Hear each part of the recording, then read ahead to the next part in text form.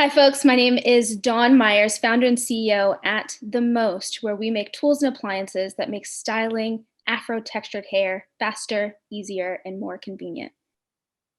Now, folks, I'm many things. I'm a jack of many trades. One thing I am not is Beyonce. Okay, I do not wake up looking like this picture. Okay, this takes hours every time I have a meeting, every time I have a date, every time I have a big dinner, every time I have a pitch like this. If you notice, my hair is up in a bun right now because we just closed a deal and I did not have the extra 3 hours to style, gel, condition, and do all the things that get my hair and my curls nice and juicy. And I'm not the only one. There are lots of women, and Black women in particular, who spend lots of money on their hair and their products.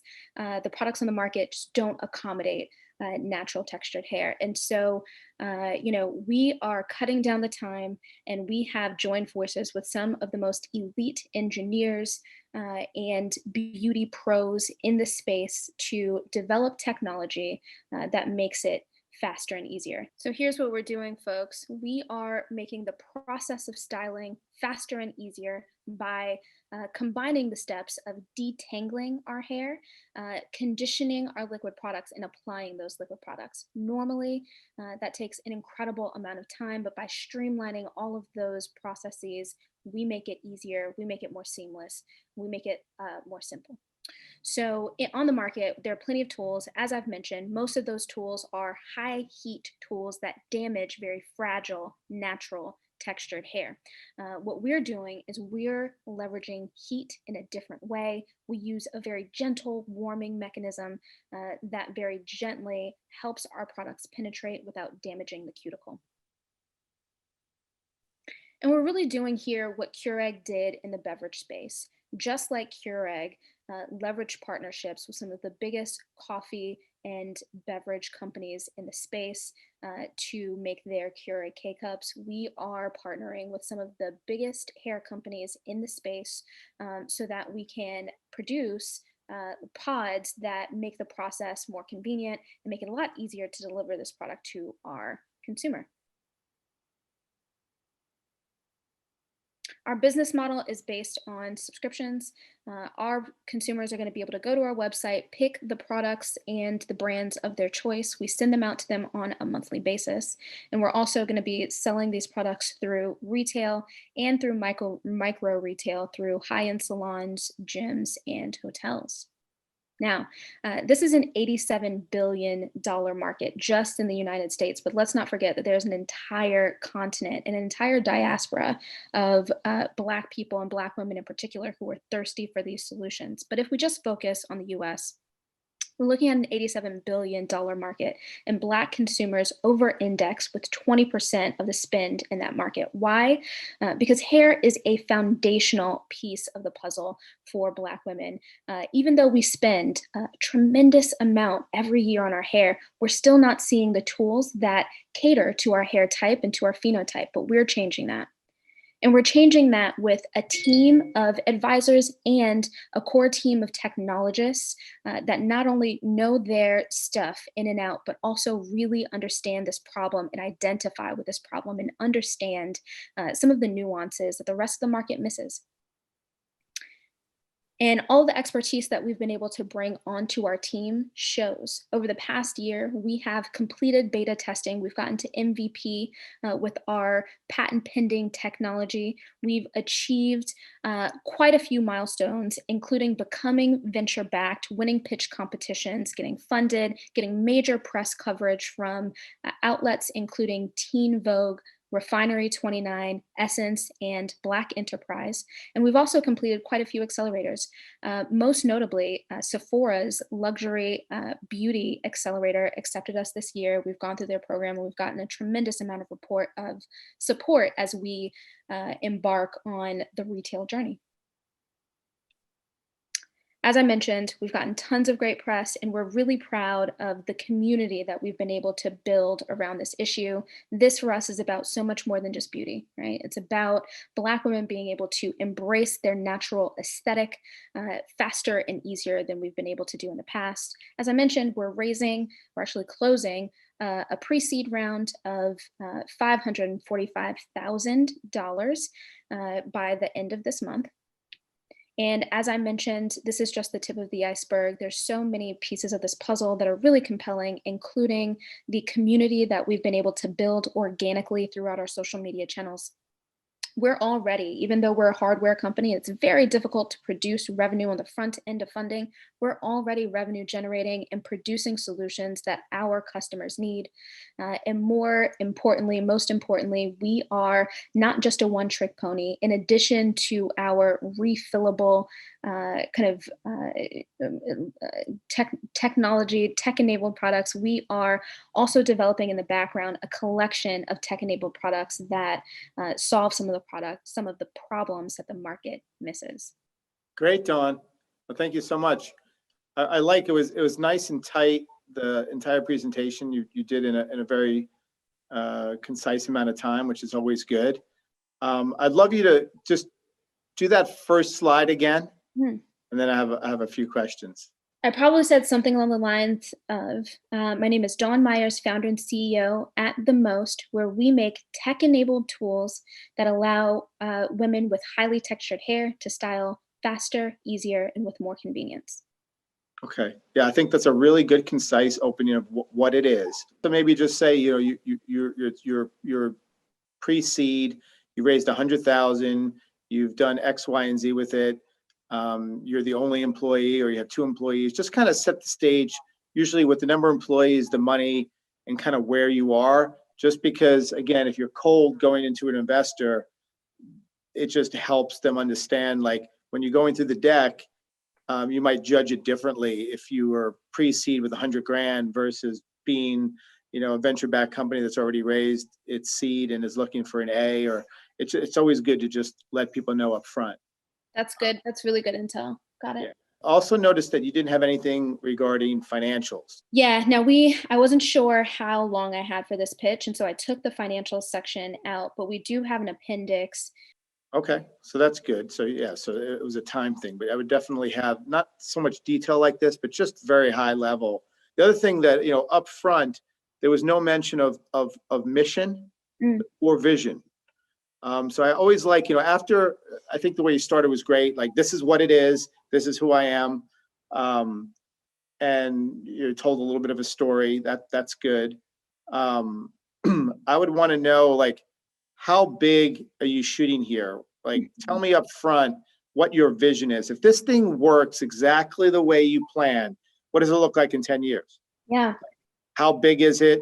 How many people are using it? What do people think about the brand? How do you want them to feel? Like, kind of like paint a picture with maybe a few sentences of like a vision statement of what you ultimately want this to be. And I think the benefit is it really lets the investor know that this is not a small business, that you have really ambitious goals for what you want it to be. It doesn't matter that you're starting, in the place you're starting. That's okay. But where do you hope to go? That's, I think, really, really important. And then you could basically later on say, I told you what my vision was. We're starting here. This is phase one of a multi-phased, rollout of this bigger vision. And so I think that's important. And then as far as mission statement, you talked a little bit about, being a real problem. And I didn't really hear a crisp mission statement as to why you exist, why your employees get up in the morning and get charged to want to make this business happen. Yeah. Something beyond just, we want to create a business and make money, but like, what's the mission? Like, what do you stand for? And I would say there, it has to have some sort of emotional tie-in. Disney is in the business of, entertaining people, but their mission is to make people happy. Yeah. That's the ultimate, and so whatever mission statement you come up with, just ask yourself why. And when you can't answer the question why, you've got the mission statement. The other thing is on framing up the problem. I think I'd probably spend some more time on that as well, so Okay. that people like bald white guys like me could, or unfortunately a lot of the investors Right. to be talking to, that you really want to explain the problem in a way that that resonates. And you did explain it, but I didn't, to be honest, I didn't really appreciate what the problem is. Yeah, that's definitely something that I struggle with is do I go I have a difficult time finding that sweet spot where I give you just enough, rather than just really spending, a full 8 minutes on just the problem piece. So I've got to tighten that up a little bit more. Yeah, I think there's a way to tighten it up, but it's a good point. I think I liked your presentation because it was tight. You did get through it with speed, and that was great, because a lot of people just go on and on and on. But there are always, in a short, tight presentation like yours, a couple areas where you want to lean in a little bit and make sure people understand. And certainly it would be, in your case, the problem and the product would be two Okay. areas that I'd want to spend more time on, because there's sort of things that you just have to get out of this presentation. That's Like right. I could come back and ask questions about the numbers and things like that. But like, if I get through this and I don't understand like how serious the problem is, and then how good of a product you've created to Mhm. solve it, you, you're It's not going to, powerful. yeah, Sure. you're not going to get there. I'm even thinking about, uh, the existing way in which people use the existing products, Mhm. almost like Mhm. a side by side, photos or whatever, where you can really point out, you see today, given these products that are available, this is exactly how somebody does it, like Mhm. yourself or whatever. It works like this. And then you see what happens is this: it takes longer, it hurts your hair, it does this. So we had to solve, because there's like micro problems. It's not like it's one big problem, but then there's also sounds like some very specific problems. I think Yes. you want to identify those specific things and say, so these are like the three things that really are wrong with this product. And then we created this, and it solves these three problems this way. And then you talk about how you got there, how hard it was. You need multiple engineers. This wasn't an easy. You want to make it sound. By the way, even if it was easy, I would still want to make it sound hard. Yeah. Mhm. The actual building of the product in terms of your story and pitch. Yeah. So I think making it sound like it was quite a feat to build the product would get me more excited. So Yeah. So you asked about, our distribution channels, and we're focused on D2C. We're building up our, kind of social media channels, and that's where we really want to focus, right? And I think you probably agree that, being able to maintain that data and that relationship with your customers, at least when you're early stage and you're still making product refinements, super important. However, we can't ignore the power of, say, an Amazon or a Walmart or a Sephora in helping us get the word out and helping reach more consumers. So I'd like to talk a little bit about, if you can, rewind like 30 years and put yourself in my shoes, starting from the very bottom. How would you think about e-commerce in this atmosphere? The two things that we're concerned about, we want to get that reach and we want to get out there with the e-commerce, but we're also very cognizant of some of the risks that come with, kind of patent infringers and copycats abroad. How would you think about that? yeah, I would probably start the way you started in D2C. I think this uh, product that you've created is very specialized and for a very specific group of people that would be interested. I would probably, and given the price point too, think about finding influencers that could be users of the product, that have a large, maybe Instagram following, and try and strike a deal, and you know have them, through a company like a Now With, which is a startup I just met, which allows influencers to sort of build e-com functionality right into their page. The idea of doing a rev share with an influencer, or I mean, obviously multiple influencers, Mhm. that are really talking to this target demo. I think that's going to probably be your biggest bang for your buck. in terms of marketing. I wouldn't think, the traditional forms of marketing would be as effective in this case. I also think that you probably want to wait on, going to mass until you've got that awareness, because the last thing you want to do is spin your wheels, get it on shelves as some sort of test, and the test doesn't work well because nobody knows about the product. I honestly think you can do it without, even being in retail. I think you could probably do it straight D2C through your site, and then D2C through, hopefully find, hundreds, if not thousands of influencers where you can buy it direct from their page on a rev share basis. That's how I would approach it if I were doing it out of the gate. Got it. Build brand organically through influencers. So we talked about some of the more traditional channels. I'm also considering, high-end gyms, salons. Obviously, with COVID, that throws a wrench in things. But assuming we get back to normal over the next year, 2 years, I think of those outlets as micro retail, but more than anything, I think of them as more professional influencers, right? Hmm. For people to go into spaces that they respect and Yeah, see products.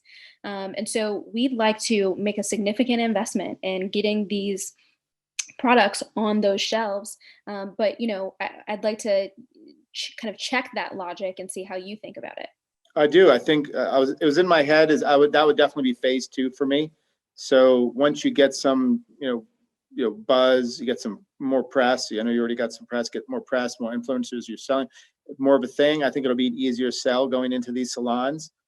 But I do think that's a critical part of the strategy. You'll definitely want to do it. I would Mhm. just want to have a little tailwind before I did that, so Yeah. that you weren't, fighting to get it in and having to introduce and sell and explain the product. It would be nice if there were, some of the biggest celebrity influencers out there that were talking about the product. That's Mhm. an easy sell at that point. Okay. Okay. Now, again, in the interest of time, in the beginning of this pitch, I usually go into a lot of detail about the strain that this process puts on the lives of Black women. It makes it a lot more difficult for us to work out, right? Because every time you sweat, you got to wash your scalp, you got to restyle. That's another 3 hours that I don't have. It we talk about the pressure that's on Black women to kind of conform to a certain beauty standard. And I'm always kind of questioning whether or not that messaging is really going to resonate. From where you sit, how do I make this product, right? At the end of the day, we all want to feel beautiful. We all want to feel coiffed, and we all want to look our best. So I'm trying to think through how I to make that messaging. Yeah, I think through, I mean, objective data is always best. Mhm. So I think doing a survey, that's sort of, broad and wide and deep, to ask some of these questions, to, compare it, compare it what Black women are facing versus non-Black women with hair, and look at the survey differences. Look, 80% of Black women care about this, 10% of non-Black care about it, like Mhm. 40%, sort of just with actual data. So all the things you're saying, turn them into numbers. Turn Yep. them into numbers. I think then it's more objective, and it's, you can get it at that point. Mhm. There were really no surveys or data or numbers in your deck. I think you can definitely use that. Yeah. Okay. So rather than focusing on an emotional tie between myself and someone who might not be as familiar with the space, focus on those numbers that an investor is really going to be focused on. Yeah, and the emotional is a great overlay. The numbers support the emotion. So you start with the emotion, Mhm. and then I'm thinking, or an investor's thinking, yeah, okay, but I mean, how, it's an issue, but how big of an issue? You don't really, until you frame it out with numbers, you don't really get it. How do you think about COVID right now? We're seeing a lot of really crazy shifts in e-commerce, and you would have the bird's eye view there. What's kind of the biggest takeaway for the next year, year and a half, for small business owners like myself? Yeah, I mean, I really wouldn't do anything different based on what we're talking about. Mhm. It's only going to get better for you as people start going out more, I would imagine. And we're months away from most people being vaccinated in the U.S. So I would just keep on doing what you're doing, and you have a little tailwind coming, hopefully. But yeah, I mean, COVID pulled probably e-com sales 2 to 3 years forward, but it was going there anyway. And so we're really sitting in 2023, 24 right now in terms of e-com's concerned. Other than that, nothing, and I don't think it really changes anything. Okay. Well, look, this has been really helpful. Thank you so much for your time, Mark. Absolutely, Dawn. Good luck. Thank you. Bye.